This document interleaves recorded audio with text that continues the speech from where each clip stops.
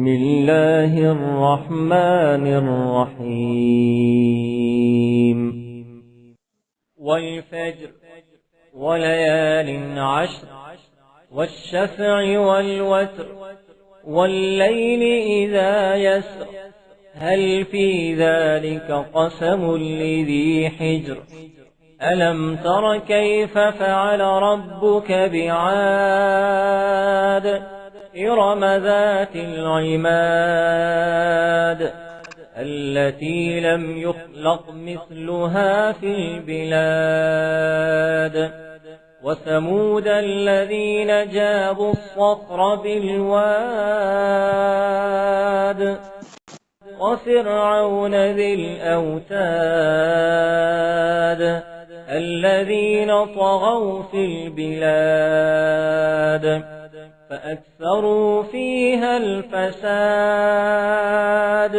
فصب عليهم ربك سوط عذاب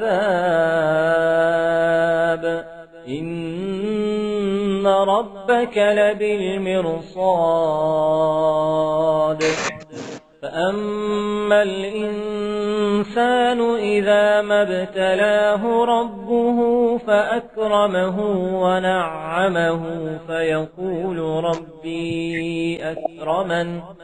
وأما إذا ما ابتلاه فقدر عليه رزقه فيقول ربي أهانن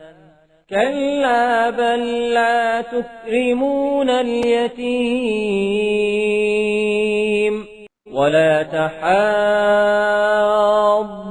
على طعام المسكين وتأكلون التراث أكلا لما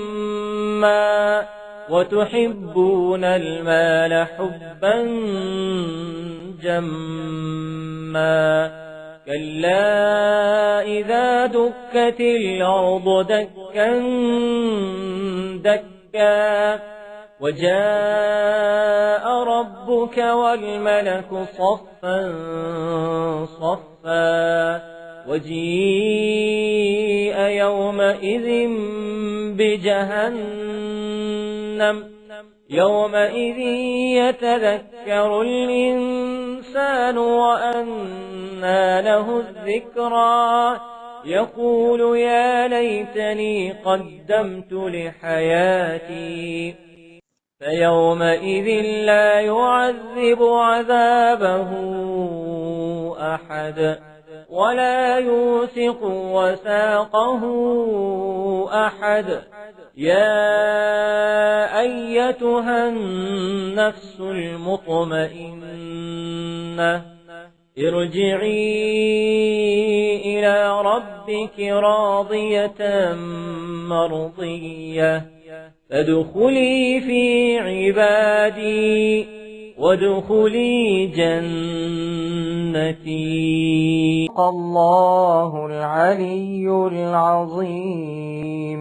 وصدق رسوله النبي الكريم ونحن على ذلك من الشاهدين. ربنا تقبل منا إنك أنت السميع العليم